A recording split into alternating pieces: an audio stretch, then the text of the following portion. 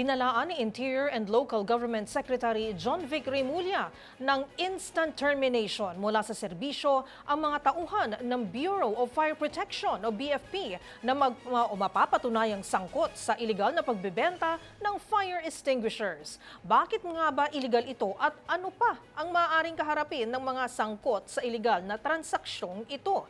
Alamin sa report na ito.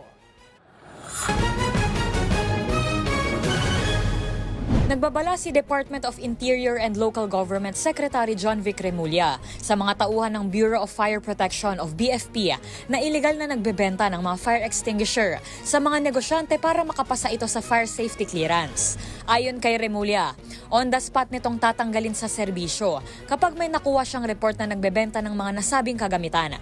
Bukod dito, nagpaalala rin ng kalihim ukol sa mga delayed na pag-i-issue ng clearance ng BFP.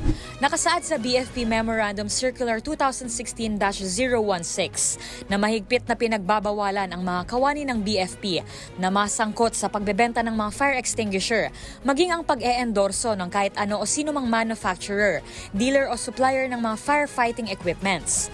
Kung napatunayan na ang isang tauhan ng ahensya ay sangkot sa ilegal na transaksyon kagaya ng mga nabanggit, ay haharap ito sa administratibong kaso. Bibigyan ito ng warning sa unang offense. At kapag napag-alamang ipinagpapatuloy nito ang gawain, tuluyan na itong tatanggalin sa posisyon at serbisyo sa BFP. Habang sa ilalim naman ng Republic Act No. 11032 o ang Ease of Doing Business o EODB Law, ang BFP personnel ay maaaring makulong ng 1 hanggang 6 na taon at pagbayari ng multa na hindi bababa sa 500,000 piso at hindi higit sa 2 milyong piso.